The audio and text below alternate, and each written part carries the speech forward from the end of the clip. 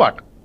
Right right Rammurthy గారు, ఏదైతే government decision తీసుకున్న ఒక వ్యక్తికి అప్పచెప్పిందో ఆ వ్యక్తి నా సాదాసీదా వ్యక్తి అయితే కాదు, ఎంతో పెద్ద స్టార్స్తో పనిచేసి పెద్ద పెద్ద హిట్లు ఇచ్చి ఆస్కార్ అవార్డు కూడా గెలుచుకున్నటువంటి వ్యక్తి. అలాంటి వ్యక్తి ఆబ్వియస్గా ఒక గీతాన్ని కంపోజ్ చేస్తే ఒక మంచి ఫలితమే వచ్చుద్ది అనేది ఒక జనరల్ థింకింగ్, జనరల్గా ఆడియన్స్ ఆ విధంగా భావిస్తూ ఉంటారు. కానీ మీరు ఎందుకు అడ్జస్ట్ అవ్వలేకపోతున్నారు? ఇక్కడ కొన్ని నగ్న సత్యాలు చెప్పాల్సిన అవసరం ఉన్నదండి. నేను at the time of Telangana గీతం రాసిన తర్వాత తెలంగాణ ఈ పాట ఎవరు పాడాలనే దాని మీద ఒక చర్చ జరిగింది. అప్పుడు నేను సాంస్కృతిక విభాగం రాష్ట్ర అధ్యక్షుడిగా కేసీఆర్ గారి దగ్గరనే ఉండేటోని, రస్మై బాలకృష్ణ గారు ఉండేటోళ్ళు, అందరు కూడా ఈ పాట అందశ్రీ గారు కూడా మేమందరం కలిసి ఉన్నవాళ్ళం. ఆ సమయంలో ఎవరు పాడితే బాగుంటుంది అని అంటే బాలసుబ్రహ్మణ్యం గారు పాడితే బాగుంటుందని తెలుసుకొని కావాలంటే మీరు రసమై బాలకృష్ణ గారిని కూడా మీరు లైన్ లో తీసుకొని అడగొచ్చు. ఆయన ఈ పాటను తీసుకొని చెన్నై పోతే ఆయన పాటగా మాట్లాడిన పాట గోదావరి కృష్ణమ్మలు మన పీళ్లకు మల్లాలే, పచ్చని మాగాణాల్లో పసిడి సిరులు పండాలే, సుఖశాంతుల తెలంగాణ సుభిక్షంగా ఉండాలి, స్వరాష్ట్రమై తెలంగాణ స్వర్ణయుగం కావాలి. ఈ మాట స్వరాష్ట్రమై తెలంగాణ స్వర్ణయుగం కావాలనే మాటను తీసేస్తే అప్పుడు నేను పాడతా అన్నాడు. గంత గొప్ప కళాకారుడు ఈ రాష్ట్రంలో ఈ దేశంలో కొన్ని లక్షల పాటలు పాడిన మన బాలసుబ్రహ్మణ్యం గారు స్వరాష్ట్రమై తెలంగాణ స్వర్ణయుగం అనే మాట తీసేస్తే నేను ఆ పాట పాడతాను అన్నాడు. కావాలంటే మీరు తెలుసుకోండి, నేను అప్పుడు సాంస్కృతిక విభాగం రాష్ట్ర అధ్యక్షుడిని. అంటే వాళ్ళ మనసులో వాళ్ళ గాయం వాళ్ళ రక్తంలోనే తెలంగాణ రాష్ట్రం ఇడిపోవద్దని, తెలంగాణ ప్రజలు బాగుపడొద్దని ఆనాటి వాళ్ళకు ఉన్నది, ఈనాటి వాళ్ళకు కూడా ఉన్నది. అదే మా బాధ, మా గోస కూడా. ఎందుకంటే ఎప్పుడు మా తెలంగాణ అస్తిత్వం బాగుపడుతుంది. ఇప్పుడిప్పుడే సినిమాలో హీరోల వేషాలు వస్తున్నాయి కానీ మొత్తం విలన్ల వేషాలు లేదా జోకర్లు అవే కదా మాకు ఇచ్చే పాత్రలు. గత తెలంగాణ రాష్ట్రానికి ముందు ఇప్పుడు తెలంగాణ యాస లేని సినిమా లేకుండా అయింది అంటే, తెలంగాణ యాస లేకుండా ఉండే పరిస్థితి లేకుండా దాపరించిందంటే అది తెలంగాణ వాదమే, తెలంగాణ అస్తిత్వమే, తెలంగాణ పోరాటమే. కాబట్టి దాన్ని ఎవరు కించపరిచినా, దాన్ని ఎవరు అడ్డుకున్నా, చాలా మంది కళాకారులు ఉన్నారండి, చాలా మంది సంగీత దర్శకులు ఉన్నారు. ఎందుకు అంటే ఇప్పుడు నేను ఎక్కువ మాట్లాడలేను, ఎందుకంటే పాట బయటికి రాలేదు, ఆ కంపోజింగ్ ఎట్లా ఉన్నదో మాకు తెలియదు, ఆ ఏ బాణీలో తీసుకున్నాడో మాకు తెలియనప్పుడు మాట్లాడడం కూడా పెద్దలు సత్యం గారు చెప్పింది కూడా వాస్తవానికి రానిప్పుడు మనం దాని మీద మాట్లాడితే బాగుండదు. కానీ వాస్తవానికి ఇప్పుడు మట్టికైనా ఇంట్లో అంటారు, మా అస్తిత్వం గాయపరచకుండా ఉంటే బాగుంటుందని మా ఆలోచన.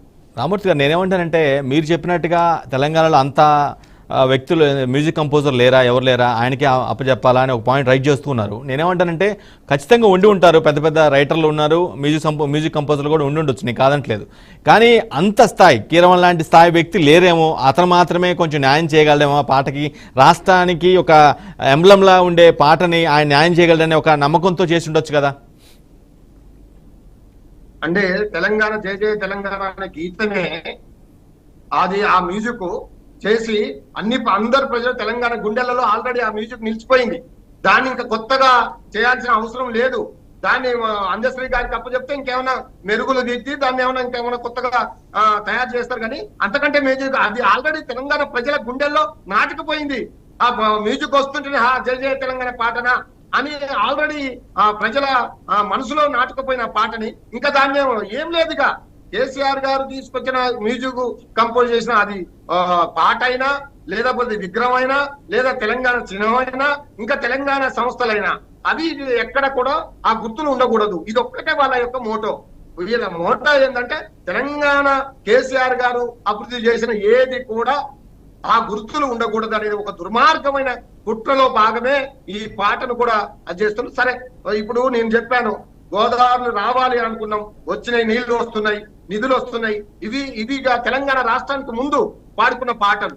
ఇప్పుడు తెలంగాణ రాష్ట్రంలో ఈ రాష్ట్రం ఎలా ఉండాలి, ఎలా వర్ధిల్లబడాలి, ఎలా తెలంగాణ అమరవీరుల ఆకాంక్షల్ని నెరవేర్చగలగాలి అనే ఆ నుడికారం గాని, ఆ మాండలికం గాని, ఆ వ్యాస గాని, ఆ ఆ తత్వం గాని ఉంటే బాగుంటది అనేది మా ఆలోచన తప్ప మేము పాటను కంపోజ్ చేసేయడంలో గాని లేదా ఎవరికో అప్పచెప్పినని కాదు. కానీ అది అందశ్రీ గారికి అప్పచెప్తే ఆయనకు తెలుస్తుంది కదా, రాసినోడికి ఎలా ఉండాలనేది తెలుస్తుంది. పోయినసారి పాట మ్యూజిక్ కంపోజ్ చేసినప్పుడు ఆయన దగ్గర ఉండి చేసుకున్నాడు, చాలా బ్రహ్మాండంగా వచ్చింది. ఆల్రెడీ అదే అందశ్రీ రామూర్తి గారు అదే అందశ్రీ సీఎంతో కలిసి కిరవాణి కలిసారు, స్టూడియోకి వెళ్ళారు, పాటలు విన్నారు, ఆ పాటలో సంబంధించినటువంటి మొత్తం పూర్తి కంపోజిషన్ విని సంతృప్తిపరంగా ఉన్నారు. అదే అందశ్రీ, మీరు చెప్తున్న అందశ్రీనే కదా. ఇప్పుడు ఆయనకు బాధ్యతలు అప్పచెప్తే వేరు, లేదండి ఒక పలానా వాళ్ళు మ్యూజిక్ చేస్తున్నారు మీరు కూడా పోయి కూర్చోండి అని ఒక ముఖ్యమంత్రి స్థాయి వాళ్ళు చెప్పినప్పుడు ఎవరైనా వినాల్సి వస్తుంది. ఎందుకంటే అది ఇక అక్కడ ఉన్న పరిస్థితులను బట్టి అదవుతుంది. కానీ మాకు తెలిసినంత వరకు ఇప్పుడే నేను మాట్లాడడం భావ్యం కాదు. రేపెల్లుండి పాట వచ్చిన తర్వాత మరొకసారి దాని మీద ఖచ్చితంగా డిబేట్ చేద్దాం. ఎక్కడైనా ఒకవేళ తెలంగాణ అస్తిత్వానికి కానీ తెలంగాణ భవిష్యత్తులో తెలంగాణకు జరగబోయే నష్టాల గురించి కానీ లేదా ఏమైనా ఇబ్బందులు వచ్చే ఆ భాషలో కానీ యాసలో కానీ మ్యూజిక్ లో కానీ ఏమైనా ఇబ్బంది వస్తే మాత్రం ఖచ్చితంగా తిరగబడతాం, అడ్డుకుంటాం, వాటిని రద్దు చేసేదాకా. అక్కడ ఏమైనా నేను మిత్రుడికి కూడా చెప్తున్న, కాంగ్రెస్ మిత్రుడికి ఇబ్బంది జరిగితేనే తెలంగాణ ప్రజల మనోభావాలను ఎక్కడ రకంగా కించపరిచినట్టుంటే మాత్రం ఖచ్చితంగా అడ్డుకుంటాం. కౌశిక్ గారు టోటల్ గా కౌశిక్ గారు, రామూర్తి గారు మీకు మళ్ళీ అవకాశం ఇస్తారు. రామూర్తి గారు వెయిట్ ప్లీజ్.